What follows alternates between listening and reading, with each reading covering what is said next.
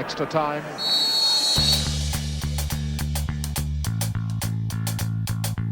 I mean, the Barcelona squad is old as well, right? This is another troubling issue. I think there's around 4 or 5 players over the age of 25? Under the age of 25 that have racked up a meaningful amount of minutes this campaign. Everyone else over the age of 25. It doesn't feel like Barcelona are really future-proofing their squad. It feels like they're trying to stave off a resurgent Real Madrid by signing players who can contribute sort of in the here and now. And this is really emblematic of that, in my opinion. Yeah, the stats on the age there, I've got them here. Go on. 10 of the 14 players in Barcelona's squad to have played over 1,000 minutes this season are 28 or older. Oh, 10 28. out of 14. Bloody hell, it's older than 25. Seven of those are 30 or older. Yeah. So that's really worrying. And they're taking away one of their under 25s, one of their 4 under 25s, you were right there, who are Longley, Arthur, Ansu Fati and Junior Firpo, and replacing them with a 30-year-old in Pjanic.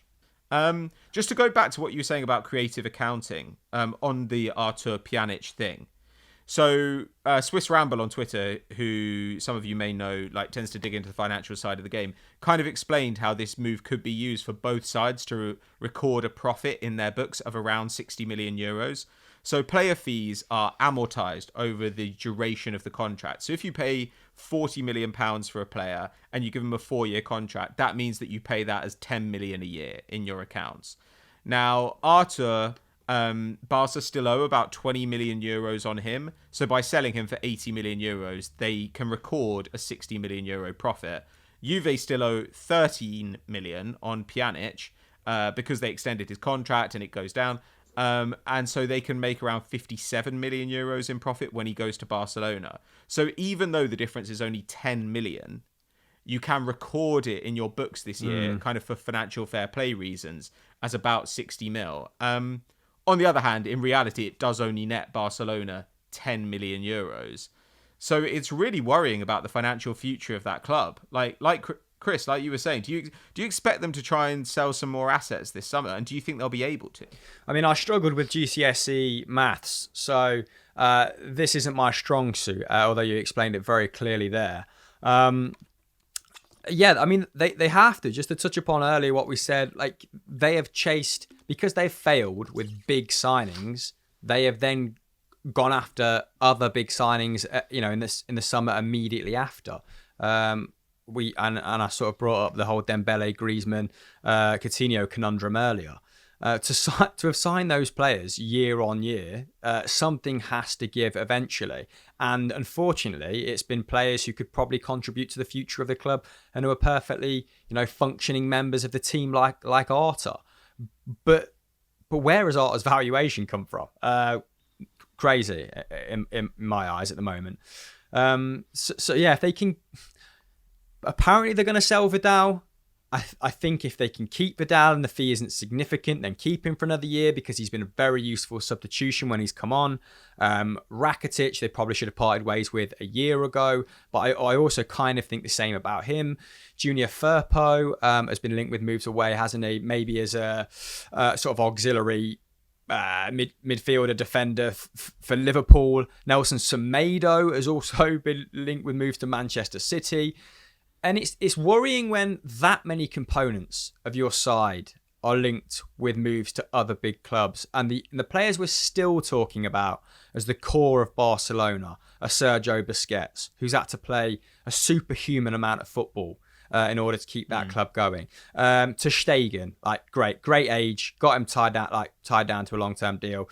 Good business. Messi, again, has had to be superhuman to keep Barcelona competitive at the top of La Liga. And who else is really, really crucial to that side? Who else forms the spine? I might be forgetting about someone really obvious. PK. Yeah, PK, of course.